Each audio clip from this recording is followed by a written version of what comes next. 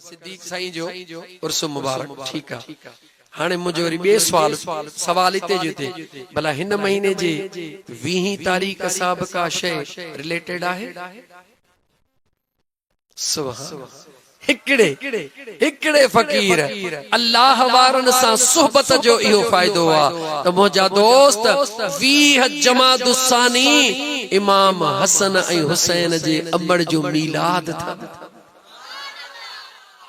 20 जमादुस्सानी उहा अम्मा बतूल सुहणीअ जो मीलाद आ जे जिला मुझो महबूब मुस्तफा उथी इस्तकबाल कंदो। हिकड़ी गाल तो बुधाया इमाम हसन मुजतबा साईं फरमाइन था उम्मीद ते गाल तो कया पोशाने औलिया ते मोटी अचा। इमाम हसन मुजतबा साईं फरमाइन था रात जो टाइम इशा जी नमाज जो टाइम गुजरी चुको आ। पाण फरमाइन था दिल में ख्याल कयम अज दिसा त मुझी जीजल अम्मा रात कीअं थी गुजारे। इमाम हसन मुजतबा अलैहिस्सलाम फरमाइन था मां जागी रात गुजारी डिठम त इशा जे नमाज खां बाद मुझी जीजल अम्मा मुसल्लो विछायो। सजी रात केडी मल क़याम में केडी मल रुकू में केडी मल सजदन में पूरी रात मुझी अम्मा साण सजदन ऐं रुकुन में गुजारी अल्लाह जे कुरान करीम जी तिलावत कंदे गुजारी। इमाम हसन साईं फरमाइन था जीअं फजर जी अज़ान आई त मूं पंहिंजे जीजल अमड़ खे दुआ घुरंदे ॾिठो। मुझी अम्मा दुआ घुरी रही आ ओ मुझा सुहिणा करीम रब ओ मुझा मिठड़ा करीम रब कदें उहा लंबी रात थींदी जो तुझे महबूब जी बचड़ी सजदा करे ढो कंदी। ऐ मुसलमान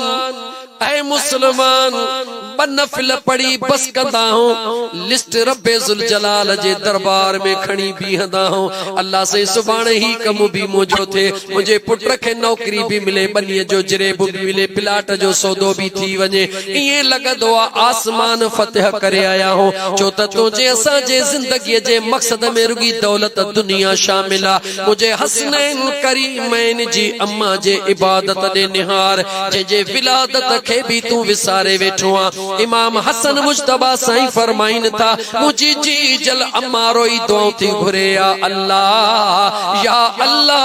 उहा कदें रात लंबी थींदी जो तुझे महबूब जी बचड़ी सजदा करे ढो कंदी। इमाम हसन साईं फरमाइन था ये चई करे मुझी जी जल अम्मा दुआ थी घुरे या अल्लाह मुझे महबूब इमामुल अंबिया मुझे दिल बरबाबे मोहम्मद करीम जे गुनहगार उम्मत जी पारत हुजई।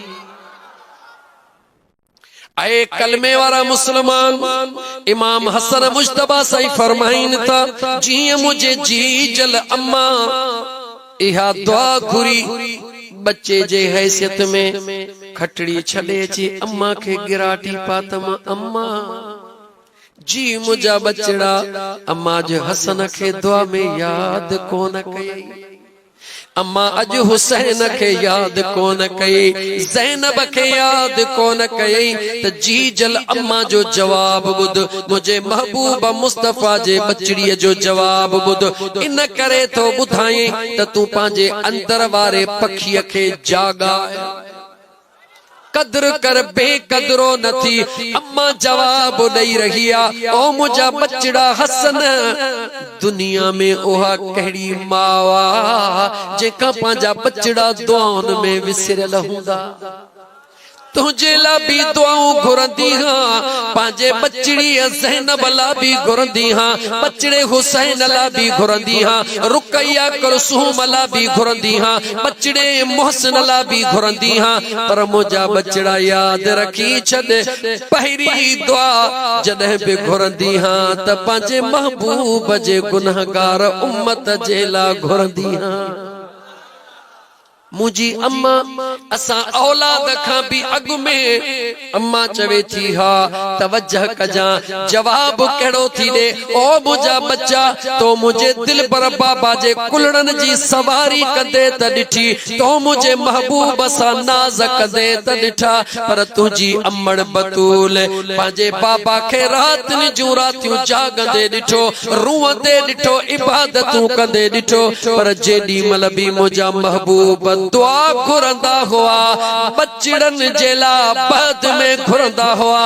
पहिरी रब्बुल आलमीन जे दरबार में पांजे गुनहगार उम्मत ला मुस्तफा दुआ घुरंदा हुआ ओ मुजा हसन बचड़ा मुंह पांजे दिल पर बाबा जी सुन्नत अदा कंदे जिंदगी जो तहियो करे छड़ियो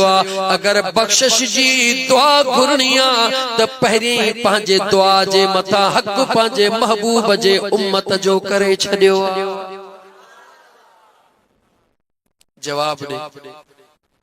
जवाब दे ही जे कुछ रंग दिसी थो न ये उन अम्मा जे दुआउन जो सदको थे मुझी अम्मा बतूल सोनिया जे दुआउन जो सदको थई तोखे अंदाजो कोने त दुनिया में तन जो मकाम ही हुआ महशर में उन जो केड़ो मकाम होंदो मौजू कोने छेड़िया नथो वधिक मौजू के मुजा दोस्त अजीज एकड़ी गाल अम्मा बतूल जी कई में त गडो गड सुने सिद्दीक़ अकबर जी बेहक गाल बुधाई छडी ए इंतहाई मुख्तसर करे बुधाई त याद रखी छड जेके न सहाबी हन उहे फौजी थे मुझे महबूब मुस्तफा जा जेके सहाबी हन उहे कंहिंजी फौज आ सहाबा जी फौज कंहिंजी फौज आ चो मुझे महबूब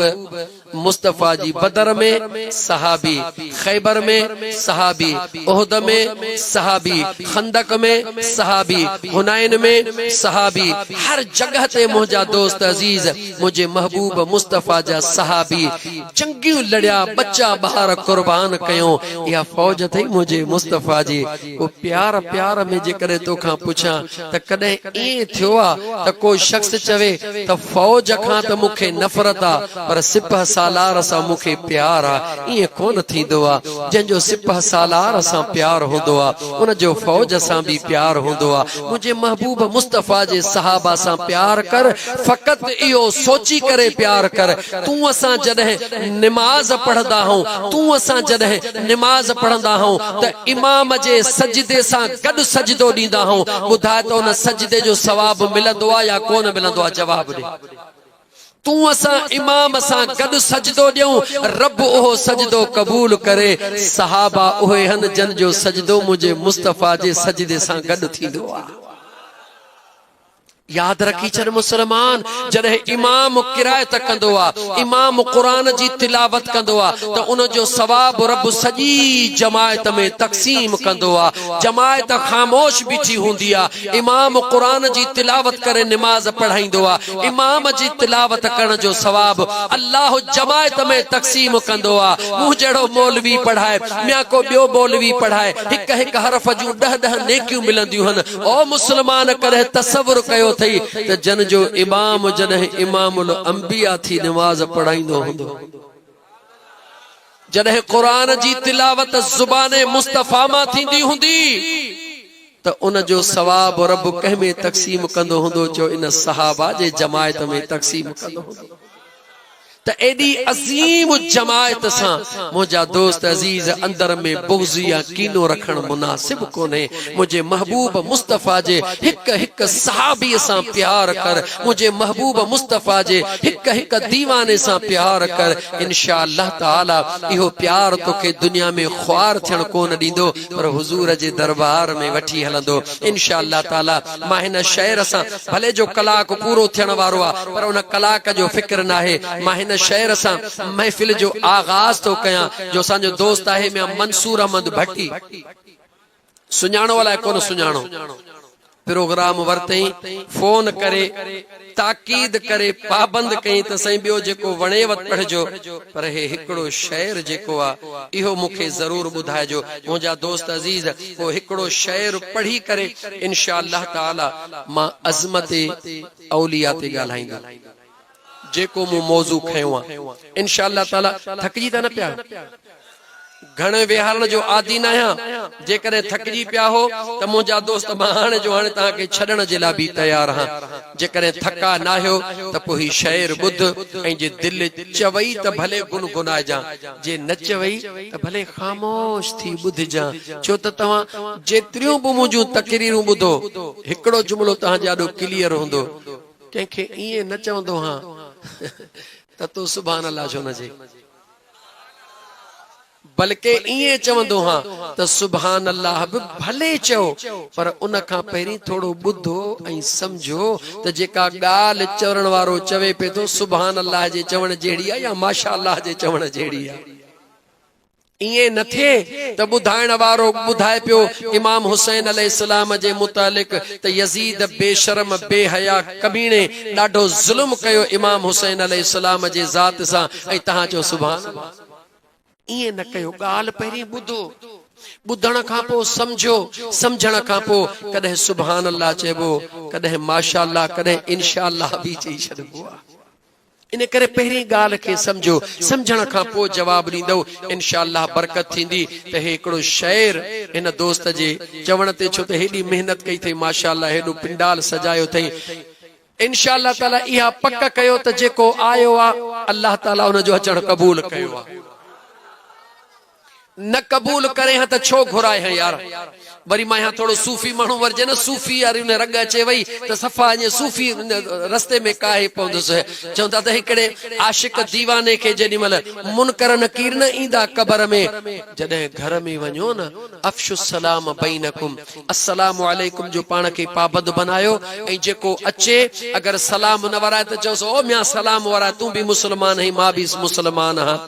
बरकत कहिड़ी थींदी जॾहिं न मुनकर नकीर हिकु नेक सालिह जे क़बर में ईंदा चवंदा उथी त मुनकर नकीर जो निहारींदो पुछंदसि त तुंहिंजो रब कहिड़ो आहे चवंदो पहिरीं मूंखे इहो त ॿुधायो घर मुंहिंजे में आया हो या मां तव्हांजे घर में आयो आहियां तवजह कयो वो चवंदा घर तुंहिंजो अची पोइ घर मुंहिंजे में आया हो त हुकुम कहिड़ो आहे महबूब जे आशिकनि जो हुकुम कहिड़ो आहे मुंहिंजे मुस्तफ़ा खे कोन था सुञाणो चवंदा सुञाणो था चई पोइ मुंहिंजे मुस्तफ़ा जी सुन्नत कहिड़ी आहे कंहिं वटि वञो त पहिरीं छा चओ ॻाल्हि ॻाल्हाए छा चओ मलाइक चवंदा ॻाल्हि जाई थो चवे फ़कीर चवंदो पोइ महिरबानी करे गो पोइ हिते थियो नए सिरे खां अचो ऐं सलाम वरायो जेॾी महिल मुनकर नकीर वरी अचे चवंदा अस्सलामु अलैकुम चवंदो वालेकुम सलाम चवंदसि त मर रब्बुक चवंदो छो सलाम जो मूं ते वरायो अथव त मूंखे हुज़ूर जो उम्मती सम्झी वरायो अथव या नान मुस्लिम सम्झी वरायो मुसलमान सवलो रस्तो अथई ख़ुदा जो कसम जन्नत ॾुखी कान्हे कंहिं तोखे चयो आहे त जन्नत कंहिंजे लाइ रब ठाही आदम अलैहिस्सलाम जन्नत में हुयो न ॾाढी हवा जन्नत में हुई न जे उन्हनि जे लाइ ठाही हई त पोइ कणक जो दाणो पैदा छो कयो हई एॾी वॾी जन्नत उन्हनि लाइ थोरी ठाही हई अल्लाह ताला कणक जो दाणो इन लाइ त पैदा कयो आदम दाणो कणक जो खाते जेका कुशादी जन्नत पैदा कई अथमि यार जे ग़ुलामनि जे लाइ त उन्हनि खे दुनिया ते मोकिलिया जन्नत तो असांजे लाइ जन्नत तो असांजे लाइ चओ इंशा अल्लाह ताला जन्नत में तूं असां हूंदासीं चओ इंशा अल्लाह ताला छो न हूंदासीं आहे को हिकिड़ो सबब बि ॿुधायो जन्नत में न हुजण जो सभई सबब जन्नत में हुजण जा आहिनि ग़ुलाम कंहिंजा हूं चओ मदीने वारे घोट जा कलमो कंहिं ते पढ़े थो मदीने वारे साईं ते थो जहिड़ा आहियूं तहिड़ा कंहिंजा हूं महबूब जा हूं पोइ जेकॾहिं महबूब जा हूं कुकड़ किनो बेदो हेठों कढीस त कढण कान ॾींदी आहे जेकॾहिं कुकड़ किनो बेदो नथी कढण ॾे त मुंहिंजो मुस्तफ़ा ग़ुलामनि खे कीअं छॾींदो रुगी तूं उम्मती हुजण जो हक़ अदा कर बस रुगी तूं उम्मती हुजण जो हक़ अदा कर मुनकर नकीर चवंदा त तुंहिंजो रब कहिड़ो आहे चवंदो छो मूंखे मुस्लमान सम्झो अथव न मुस्लमान जॾहिं मुस्लमान सम्झो अथव त पोइ मूंखां छो था पुछो त तुंहिंजो रब कहिड़ो आहे मुस्लमान आहियां तॾहिं जॾहिं रब खे रब करे मञो अथमि वञ मुंहिंजे रब खां पुछो त ही तुंहिंजो बानो आहे या कोन्हे मां रब खे क़बूल करे आयो हां मां रब खे क़बूल करे ॻाल्हि खे खुटायां जेॾी महिल मुनकर नकीर महबूब ईंदा पुछंदसि त मन हाज़र रजल ही जवान केर लंबी हदीस जो मामलो आ इन जवान जे बारे में दुनिया में छा चवंदे हैं मुख्तलिफ रवायात हन वरी भी जवाब आशिक सागियो दींदो हथड़ा बधियो बीठो होंदो जदो तहां अगारो जो मुके सलाम वरायो इन सुहणे जी सुन्नत अदा कई है या का बी सुन्नत अदा कई है जे इन सुहणे जी सुन्नत ची पो मुखा छो था पुछो त ही केरा उन मुझे पुनल खां पुछो त मां उन जो गुलाम आया या कोन ऐ मुसलमान यकीन पक्को रख कामिल यकीन रख दिल में त जहड़ो आया तेड़ो पांजे पुनल जो हां इंशाअल्लाह पुनल कोन छनी पर्दो नखण जा खालिक पर्दो नखण जा खालिक ढक जा ढकण वारा दुनिया जा सारा माण्हू मुंह ते त खिलण वारा पर्दो नखण जा खालिक दाता जे तो धिकारियो बेकार गिन बंदे खे ताना ऐं मिहणा मिलंदा गुनहगार गिन गंदे खे लजपाल लज तू रख जा लजपाल लज तू रख जा तो खान पुछण वारा पर्दो नखण जा खालिक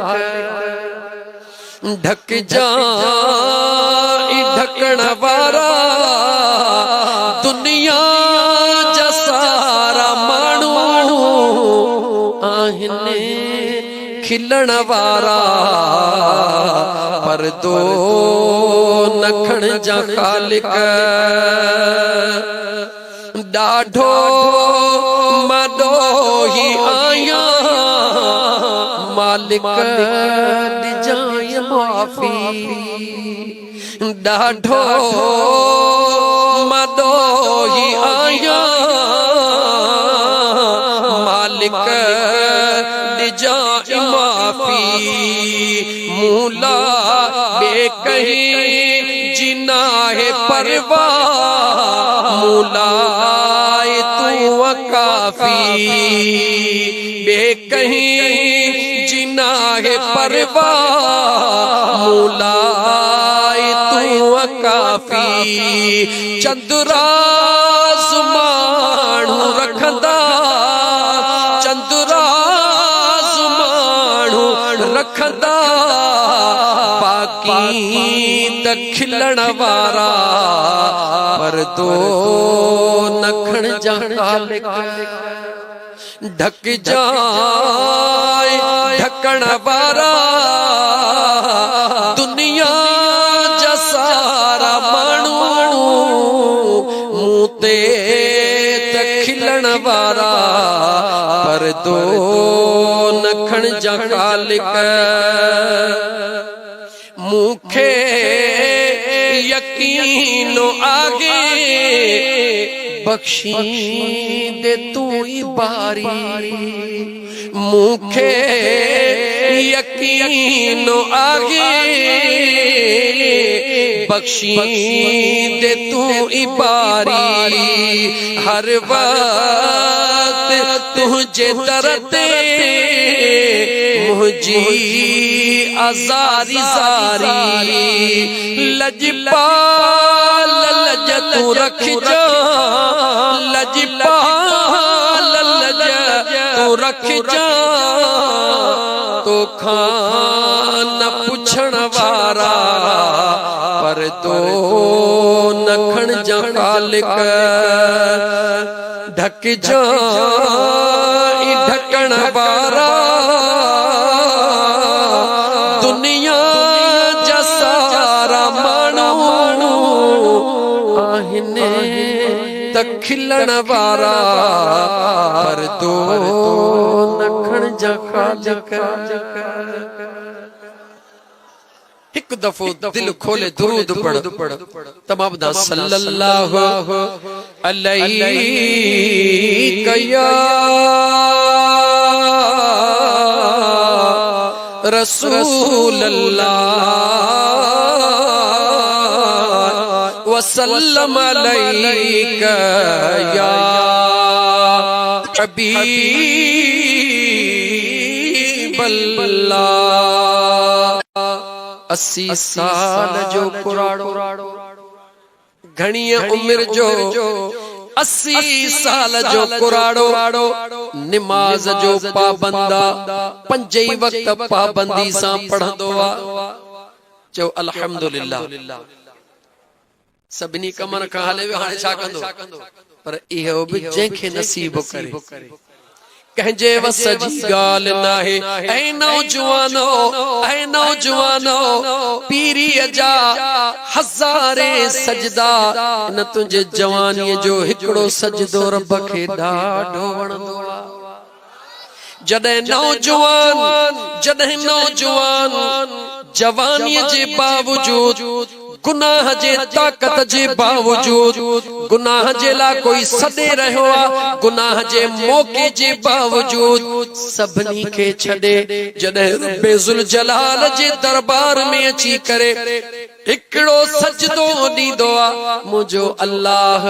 अर्श जे फरिश्तनि जियादो नाज़ कंदो आहे। निहार जवानी भी अथस हुस्न भी अथस गुनाह जो मौक़ो भी अथस सब कुछ कंहिंजे लाइ छॾियो आहे। या अल्लाह तुंहिंजे रज़ा जे लाइ मुंहिंजो रब फरमाईंदो आहे पोइ गवाह बणिजी वञो। दुआ इहो मुंहिंजो बानो घुरंदो वञे आमीन तव्हां चओ त मां रब मिड़ई दुआऊं क़बूल करे छॾियां। 80 साल जो कुराड़ो निमाज़िया 5 वक्त निमाज़िया सफर में निकतो आ। सफर कंदे कंदे कहीं गोठ जे भरमा अची लंघियो वर स्टॉप तां लंघियो या कहीं मीर खान भट्टीअ जे गोठ जे भरमा लंघियो। निमाज़ी शख्स हुयो 3 पहरीअ जी निमाज़ जो टाइम थियो। कहिड़ी निमाज़ वरी चओ 3 पहरीअ जे निमाज़ खे एतिरो तरब इज्जत बख्शिया जो अलग कुरान में रब ताकीद कयो आ हाफिज़ू अलस्सलावात वस्सलातिल वुस्ता। सभिनी निमाज़ुनि जी हिफ़ाज़त कयो ख़ास करे 3 पहरीअ जे निमाज़ जी ख़ास हिफ़ाज़त कयो। खबर था छो सिज लहण ते हूंदो आ शैतान पलीत चंबड़ियो पियो हूंदो आ ही कम करे वठा अञा सिज बीठो आ ही कम करे वठा गाह जी भरी करे वठा सिज बीठो आ कुतर करे वठा सिज बीठो आ ता त कम कंदे कंदे सिज लही वेंदो आ। ॾींहुं वञण वारो हूंदो आ रात अचण वारी हूंदी आ नफ्स हिरस में मुब्तला कंदो आ। इन करे 3 पहरीअ जे निमाज़ खे पाबंदी ऐं ताकीद सां अदा कजा जो त 3 पहरीअ जे निमाज़ में रकातूं त 4 पर जेको अदा कंदो आ 4 उन जो रब बेड़ो कंदो आ पार।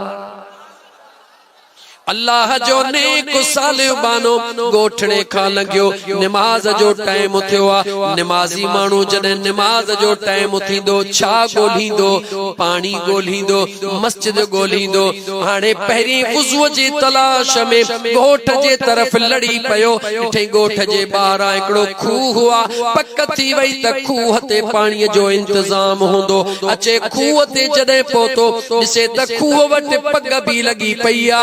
थां भी पयो आ मगर रसो मौजूद नाहे। हेॾे होॾे निहारण लॻो त रसो हथ जे त पाणी कढी वुज़ू कयां ॾिठई रसो नाहे। दिल में ख़्याल कई परवाह नाहे। साम्हूं गोठ जेको घरड़ो जेको अॻियां अॻियां हुयो उन घड़े जो दरवाज़ो खड़काई उन दरड़े जे अंदरां अल्लाह जी नेक सालिह बानी केर गाला गाला केर मता दिल में ख्याल करी त रुगी मर्द नेक थींदा हन औरतूं नेक न थींदियूं न। भुलियल हई दाणा उहे पया थई बीबी राबिया बसरी जहिड़ा जो बेटी जंगल में आ काबो उन जो तवाफ पियो करे। अल्लाह जी नेक नौजवान बांधड़ी जिया जो दरवाजो खड़क्यो पर्दे जे अंदरा भी आवाज दी ओ दरड़े खड़काइण वारा केरा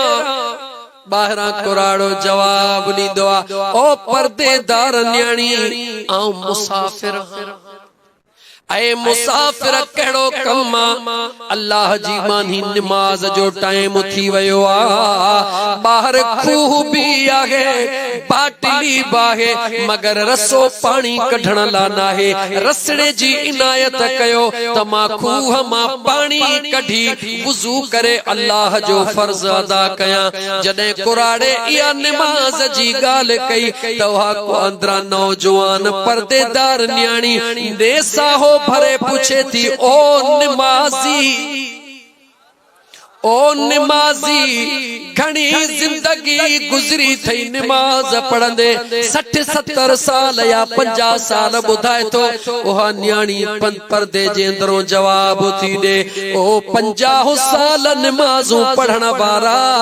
अज भी तोखे खूह मां पानी कढण ला रसे जी जरूरत पईया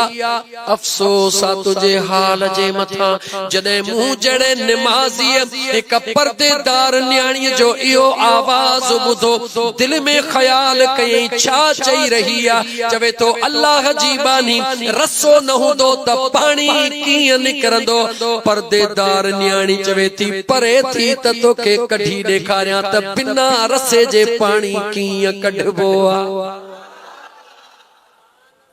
ऐ अल्लाह जा बाना उहा पर्देदार न्याणी पर्दे में खूह जे मथाई दिया पांजा चपड़ा चोरी दिया कुछ पढ़ दिया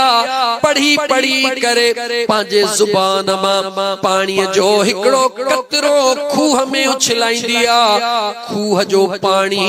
इए मुजा दोस्त जी नौ पैप लगदो आ वाटर मां प्रेशर सा पानी दो आ इए खूह जो पानी प्रेशर सा मथे अचे पग खां निकरण लगो नौजवान न्याणी दे निहारे रहियो आ ओहा न्याणी चवे थी अल्लाह जा बाना जल्द कर वुजू कर तुझी मंजिल अॻिते आ वुजू भी करे रहियो आ दिल में सोचे रहियो वा मुंहिंजा मौला मुंहिंजी त 70-80 साल उम्र गुज़री आ तुझे बानीअ जो छा कमाल आ अलाए छा पाणीअ में विधई जो खूह जो पानी भी सुञाणे रहियो आ त हीअ मुस्तफा जी दीवानिया वुजू वारे वुजू कयो न्याणी पूछे थी बस पानी की इजाजत दिया तवज्जो कजा नौजवान अल्लाह करे तो मुझे अमड़न भेनरुन ते ही आवाज पहुंचे अल्लाह करे त ही तकरीर कहे अमड़न भेनरुन ते पहुंचे खुदा करे का कौम जी न्याणी नेक थी